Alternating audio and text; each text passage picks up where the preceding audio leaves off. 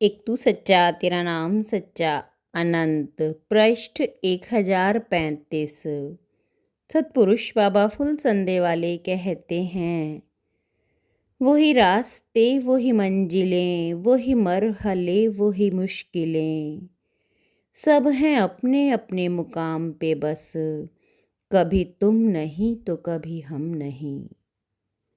सतपुरुष कहते हैं, पुलह और पुलस्त निजी स्वार्थ में फंस गए और उन्होंने स्वर्ग तथा नरक, मृत्युलोक क्षेत्र से अलग लंका गणराज्य की स्थापना कर ली।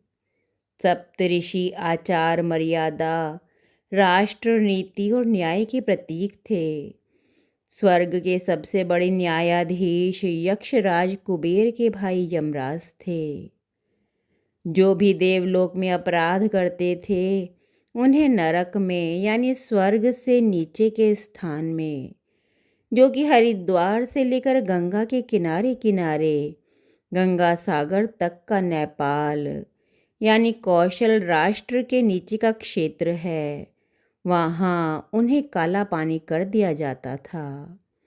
यहाँ वन ही वन थे या आदमखोर जंगली जातियाँ थीं। नदियों पर ना पुल थे ना तरणी यानी तरने का साधन आदि, अतः वे सब बैतरणी कहलाती थी। शाप भोग रहे देवता यक्ष गंधर्व नाग किन्नरों को जंगली पशु पक्षी खा जाते थे। यमराज के यहाँ पर जगह जगह दूतावास थे।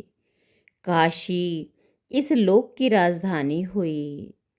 इधर के लोग स्वर्ग नहीं जा सकते थे और इंद्र कभी इधर आता नहीं था। उधर से निष्कासित देव जातियाँ और स्थानीय जातियों से मिलकर एक नई जाति उत्पन्न हुई जो कि मनुष्य कहलाए। देवताओं पर ब्रह्मा इंद्र नागों के गणनायक अग्निक्ष्वात के पुत्र शिवजी का शासन था।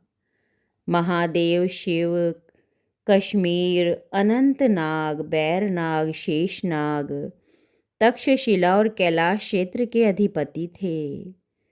सती के भस्म होने पर नागों और देवों का बैर बढ़ गया। नागों का राष्ट्र नागलोक कहलाता था। मद्र यानी सिंध बिलोचिस्तान, पारस्य यानी अफगानिस्तान और इधर गांधार यानी कैके यानी गुजरात तक के ये गंधर्व लोक कहलाता था, जहाँ के राजा चित्ररथ थे और उन्हीं के पुत्र ने नग्नजीत ने स्वर्ग के इंद्र पर आक्रमण करके स्वर्ग को जीत लिया। यहाँ तक कि राजा इंद्र को दशरथ से सहायता मांगनी पड़ी। कैकेयी युद्ध में साथ गई, जो कैकेयी यानी गुजरात राष्ट्र की थी, और दशरथ विजयी हुए, किंतु स्वर्ग की प्रतिष्ठा घट गई। मनुष्यों को देवताओं में सम्मान प्राप्त होने लगा।